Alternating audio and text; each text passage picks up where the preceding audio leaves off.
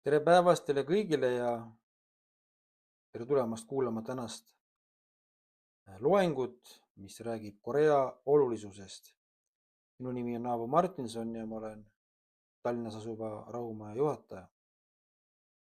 Niisiis kõigepealt, kus asub Korea poolsaar? Kaardil on näha siis punane ring ja selle sees asub Korea poolsaar ehk siis Kagu-Aasias. Korea poolsaart ümbritsevad Jaapan, Venemaa ja Hiina. Korea ajalugu on ligi 4000-aastane ajalugu ja Korea rahva traagiline ajalugu kujutas endast teekonda, mida Jumala poolt valitud rahvas pidi läbima. Me ei saa kunagi ette teada, milliseid suuri õnnistusi selline viletsuste tee lõpuks kaasa toob. Rahvas, kes on vääriline olema Jumala südame ja objektpartner, peab olema headuse rahvas. Korea rahvas ei ole oma 4000-aastase ajaloo jooksul kunagi rünnanud ühtegi teist riiki. Isegi kogu Reo ja Silla perioodidel, kui neil oli tugev sõjaline jõud, kasutati seda üksnes sissetungijate tõrjumiseks. Korea rahvas on ka rahuarmastav rahvas. Neid kutsuti valgetesse riietesse rahvaks, kuna nad kandsid tihtipeale valgeid riideid. Ja valge värv sümboliseerib rahu. Korealased on oma loomult väga religioossed inimesed ning nende sisemised püüdlused on alati suundunud kaugemale pelgalt materiaalsest reaalsusest, otsides sügavamat ja vaimsemat tähendust. Juba iidsetel aegadel, kui nende kultuur oli veel algeline, avaldas Korea rahvas tugevat soovi Jumalat ülistada. Korea kuulus juba ammu Jaapani imperialistlike huvide mõjusfääri.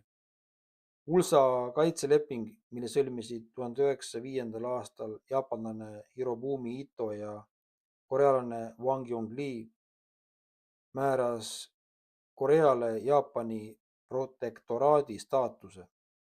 Kõik Korea diplomaatilised õigused anti üle Jaapani välisministeeriumile.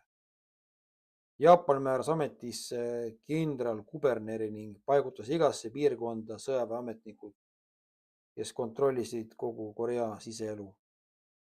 Lühikese ajaga surus Jaapan oma tahte Korea rahvale peale, dikteerides nende poliitikat, diplomaatilisi suhteid ja majandusküsimusi. Jaapan annekteeris Korea jõuga 1910. aastal. Jaapanlased panid Korea rahva vastu toime suuri julmusi. Nad vangistasid ja hukkasid hulgaliselt Korea patrioote ning võtsid Korea rahvalt vabaduse. 1. märtsi liikumine ehk Mansei liikumine oli Korea iseseisvusliikumine, mida juhtisid peamiselt usujuhid. Selles ühinesid erinevate religioonide esindajad, nagu näiteks kristlased, Chondogyo järgijad ja budistid. Eriti olulist rolli mängis Korea põline religioon Chondogyo, mille juhid algatasid rahumeelseid ja vägivallatuid meeleavaldusi. Lisaks sellele koostasid nad iseseisvusdeklaratsioonid ja pöördumised, et taastada riigi suveräänsus. Liikumisest kujunes usunditevaheline koostöö, kus kirikud ja templid said tegevuse keskusteks. See levis üle kogu riigi ning andis rahvale lootust ühtsuseks ja leppimiseks. Usuinimeste ühtsus ja pühendumus lõid tugeva rahvusliku aluse ning kandsid Korea rahva rahu ja vabaduse ideaale. Kui Jaapani keiser Hirohito teise maailmasõja lõpus alistus, vabanes Korea rahvas lõpuks oma orjusest. Korea rahvas kannatas 40 aastat, alates 1905. aasta USA kaitselepingus kuni vabastamiseni 1945. aastal. Ning nende kannatused olid paralleelsed Egiptuses olnud esimese Iisraeli ja Rooma impeeriumi all oleva teise Iisraeli kannatustega. Korea iseseisvusliikumist juhtisid peamiselt kristlased nii kodu- kui välismaal ning just nemad kannatasid Jaapani türannia all kõige enam. Nüüd selleks, et mõista täielikult Korea poolsaare jagunemist ja kahe poole vahelist konflikti, tuleb meil tähelepanelikult analüüsida nii minevikku, olevikku kui ka tulevikku. Igal sündmusel on oma põhjus. Korea poolsaare jagunemist seletab hea ja kurja vahelise võitluse ajalugu. Korea sõja puhkedes tulid Nõukogude Liit, Hiina ja teised kommunistlikud riigid Põhja-Koreale appi. Samamoodi saatsid 16 riiki eesotsas Ameerika Ühendriikidega oma relvajõud appi Lõuna-Koreale. Samuti pakkusid 5 riiki oma meditsiinilist abi ja 20 riiki toetasid sõjavarustusega. Milline teine sõda ajaloos on hõlmanud nii palju riike? Douglas MacArthur oli ÜRO vägede ülemjuhataja Korea sõja alguses. Ta juhtis julget Incheoni dessanti 1950. aasta septembris, mis pööras sõjakäigu Lõuna-Korea kasuks ning taastas Seouli kontrolli ja surus Põhja-Korea väed tagasi peaaegu Hiina piirini.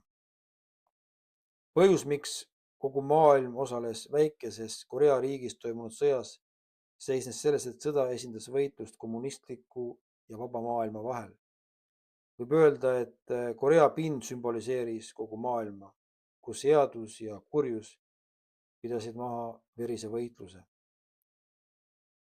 Nüüd nagu öeldud, siis Korea ajalugu on 4000 aastane ajalugu ja nendel inimestel on olnud siis üks kultuur, üks keel ja see eraldatus moodustab kõigest siis 81 aastat.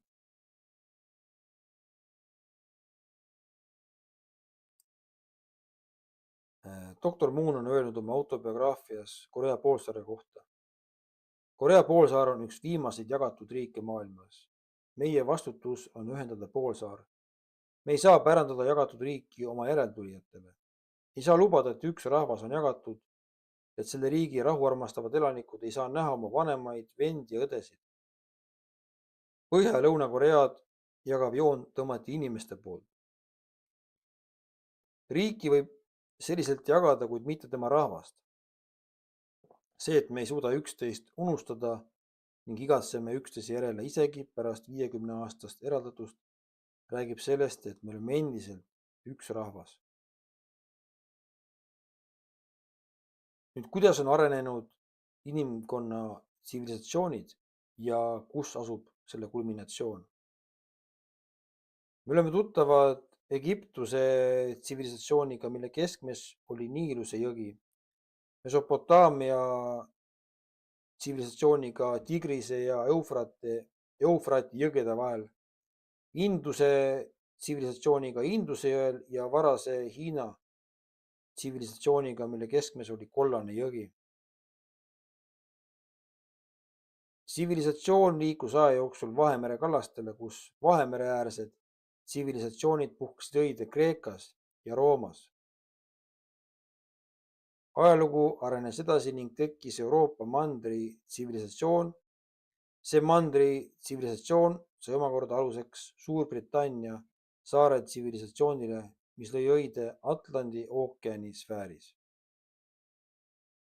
Briti impeerium, mis valitses 7 mere üle ja demonstreeris oma vägevust kui impeerium, kus päike ei looju kunagi, andis seda edasi oma hiilgava kultuuri Põhja-Ameerikale. Me teame neid fakte ajaloost. Tsivilisatsioon on teinud ringi peale kogu maakerale ning on jõudnud nüüd Vaikse ookeani sfääri. Inimkonna ajalugu on jõudnud hetkeni, kus ta peaks saavutama oma küpsuse Vaikse ookeani ranniku piirkonnas. Tsivilisatsioon laienes Põhja-Ameerika mandrit ning lõi õide saare tsivilisatsioonina Jaapani saarestikus. Tsivilisatsioon on nüüd valmis vilja kandma Korea poolsaarel.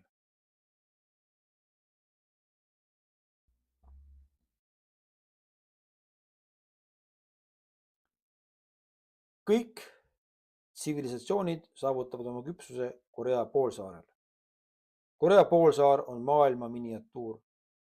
Lääne ja ida kultuurid on segunenud Koreas.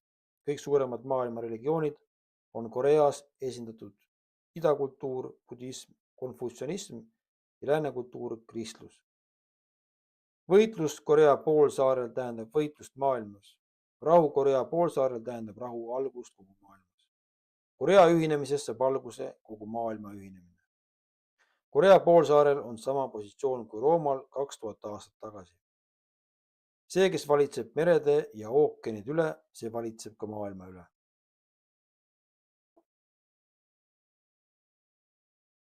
Nüüd piiblis ilmutuste raamatus 7. peatükis on siis 2. ja 4. salm, mis näitab, et elava Jumala pitsat on pandud 144 000 inimese otsa esile idast, kus tõuseb päike. Ilmutuste 14. peatükk 1. salm ütleb, et need välja valitud saadavad tagasi tulevat Kristust. Seega võime eeldada, et rahvas, mis pärib Jumala töö ja kannab vilja teise tulemise jaoks, asub idas. Juba iidsetest aegadest on idamaa riikideks traditsiooniliselt peetud 3 riiki: Koread, Jaapanit ja Hiinat. Jaapan sisenes teise tulemise perioodi fašistliku riigina ja kiusas julmalt taga Korea kristlust. Hiina oli teise tulemise ajal kommunismi kasvukoht ja muutumas kommunistlikuks riigiks. Seega on Korea see riik, kuhu Kristus naaseb. Jumala ja saatana vahelise vastasseisu punktis tuleb teha ohverdus kui tingimus, mis määrab ära nende võitluse tulemuse. Selleks ohverduseks olid Korea inimesed, kes seisid selle võitluse eesrindel ja tõid end ohvriks universumi taastamise nimel. Seetõttu jagas Jumal Korea rahva kaheks. See on Korea jagunemise põhjus mööda 38. paralleeli, mis jagunes 8 rahvaks, esimene Kaini tüüpi ja teine Aabeli tüüpi rahvaks. 38. paralleel on kommunismi ja demokraatia vahelise võitluse rindejoon. Kui nende kahe vahel puhkes ülemaailmne konflikt, oli nende vahelise võitluse keskpunktiks Korea poolsaar. Religioonid, ideoloogiad, poliitilised jõud ja majanduslik süsteem, kõikides neis tekkis konflikt ja nad põhjustasid suure segaduse Korea ühiskonnas, mis omakorda avaldas mõju tervele maailmale. Saamaks Jumala südame objektpartneriks, tuleb inimestel esmalt minna mööda teekonda, mis on täis verd, higi ja pisaraid. Kuidas saaksime meie ustavate ja truude lastena minna mööda mugavat ja kerget teed, lootuses jääda meie sügavas piinas vaevleva taevase vanema objektpartneriks? Korea rahva õnnetu ajalugu oli teekond, mida mööda pidi Jumala poolt valitud rahvas minema. Riik, mis on Jumala südame objektpartneri kõlbulik, peab olema headuse rahvas. Homogeenne Korea rahvas ründas väga harva teisi riike. Korealased on oma loomult väga religioossed. Nad on ilmutanud suurt soovi Jumalat ülistada ning on alati kõrgelt hinnanud väärtusi nagu ustavus, pojalik truudus ja vooruslikkus. Just seetõttu on nad armastanud rahvajutte, mis neid väärtusi kehastavad, nagu näiteks legend Shimchongist või legend Chunyangist.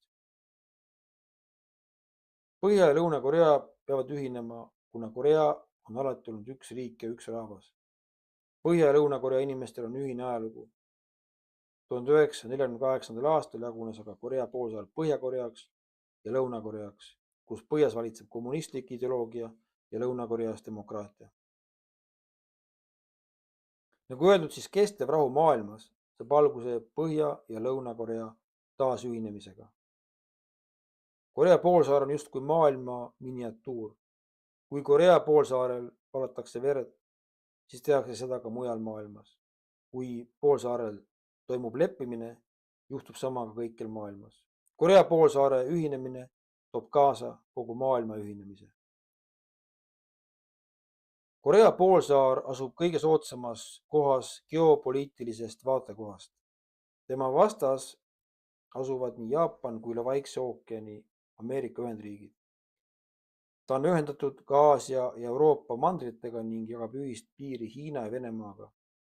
Sel põhjusel on Korea olnud võimsate maailmajõudude omavahelise võitluse sihtkohaks ja selle tulemusel on pidanud kõvasti kannatama. India luuletaja ja Nobeli preemia laureaat Rabindranath Tagore kirjutas aga Koreast omal ajal prohvetliku luuletuse. ta kirjutas: Aasia kuldajal oli Korea üks selle lambi kandjatest ja see lamp ootab taas oma süütamist, et anda valgust idas. ja lõpetuseks, kui te lähete Koreasse, siis tasub teada ka mõningaid sihtpunkte, mida külastada.